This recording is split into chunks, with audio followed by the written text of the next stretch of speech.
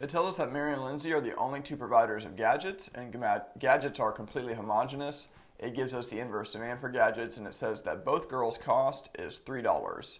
So since they both have constant per unit cost of $3, we know there's going to be symmetry, which means QM is going to equal QL. The question says, what is Mary's reaction function? Well, we need to start with Mary's profit function, plugging in QL plus QM for big Q and distributing through that negative 0.2.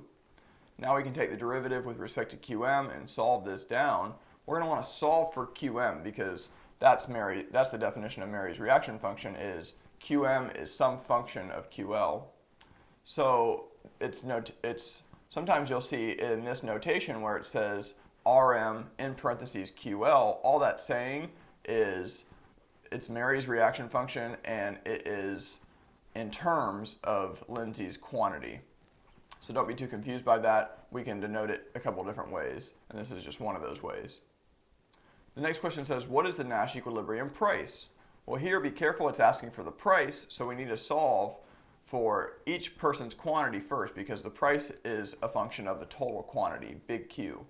So we know this is Mary's reaction function. Since we said that there was symmetry, we can go ahead and plug in QM for QL because we've already taken the derivative, and as long as you've already taken the derivative and you know there's symmetry, you can make that switch. So you know that QM is going to equal QL and you're okay to substitute it.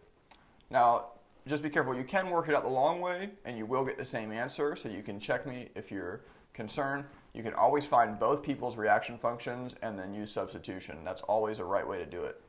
This is just going to save us some time. So from here we can combine like terms and solve for QM to be 16.66. So we know that QL is also 16.66, repeating, and now we know what big Q is because it's just the addition of both of those. So we know that price is 13 minus 0.2 times big Q, and again we know that big Q is just QL plus QM, so we can plug that in and solve, in this case, for price to be equal to 6.33.